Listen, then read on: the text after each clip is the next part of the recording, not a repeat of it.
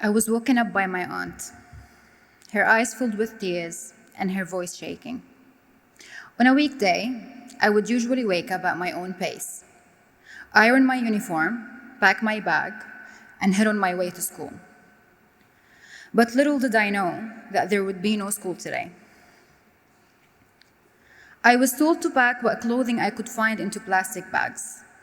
And quickly, even as a 12-year-old, I knew we would not be coming back. The front door was already open, ready for our departure. My neighbor opened her door early in the morning to collect her bread, as she did every day. She looked at me with sadness in her eyes as she saw what was happening.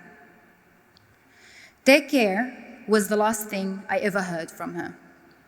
We said our final goodbyes to loved ones and set on our way. I remember the day clearly. The sun was rising, yet it was my coldest, darkest day, and one that changed the course of my whole life. Good evening, everyone. My name is Muna Jaber. A decade has passed since that horrible day. Today, I reside in Brisbane, where I'm a final year law student at the Queensland University of Technology. Through CareerSeekers, I was able to intern with Norton Rose Fulbright, a global law firm. I later completed a clerkship with them, and I'm hopeful that I might join their grad program next year. Like two speakers before me, Yusuf and Lena, I'm here tonight to share a few words about my experiences as a refugee. I personally lived a good life in Syria. I was born and spent my childhood in a small city named Suwaida, about 50 kilometers from the Syria-Jordan border. Suwaida has a rich history. It's been inhabited since Roman times. Visitors will find preserved artifacts, ancient reservoirs, a large Roman theater, towers, and old Roman houses that are still inhabited by locals. Living in Suwaida gave me a deep appreciation of history and nature, and I miss it dearly. I spent until age 8 in Suwaida when work took my family to Damascus, the Syrian capital.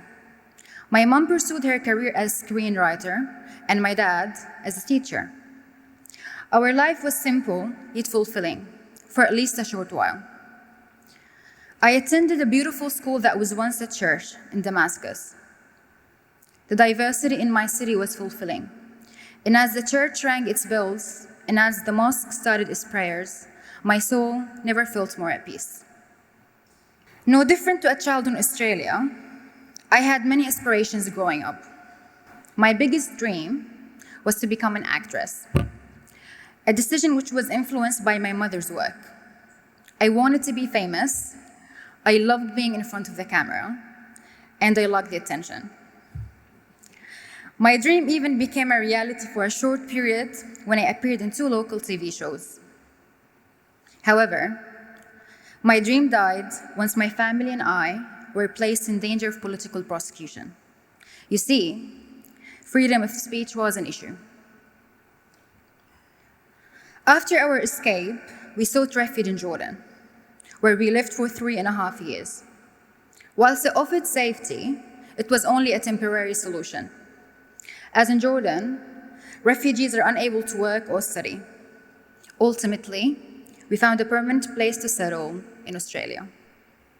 However, making a home in Australia was not easy. I was lucky. I told myself time after time, I'm here and it matters. But the truth is, it was hard. This is something only a refugee can appreciate. When you arrive to a new country, you're grateful for safety, but your challenges do not suddenly disappear. I've suffered from homesickness for a homeland that no longer feels like home. I've battled to find the right words to illustrate the constant loss of self that I've experienced in the past 10 very difficult years. I've struggled for most of my short life trying to find hard ground to stand on. And when I tried to yell for help, as the ground was crumbling beneath my feet, my lungs failed me, or I was lost in translation. But I persisted, and I'm happy to share that at the end of this year, I'll graduate from my law degree. Getting to this point in my life has been super challenging. Going to university was one of the biggest challenges that I undertook. I remember my first year where attending lectures felt like a nightmare. I did not understand what was going on for most part. I couldn't keep up with the lecturers. I was super slow typing on my laptop. And if I'm honest, I didn't understand 80% of the content at the time. Yet, here I am. I can reassure you, no matter how impossible it may seem, you can do it. Yes, there will be days where leaving your bed in the morning seems like mission impossible, but you will manage. And just like hard days are inevitable, so are good days. Be kind to yourself, for at the end of the day, we're only human. I would like to leave you with this closing thought. To all those in the audience who are not of a refugee background, refugees are not a burden. We're capable human beings with so much to offer. We just need opportunity and a little understanding.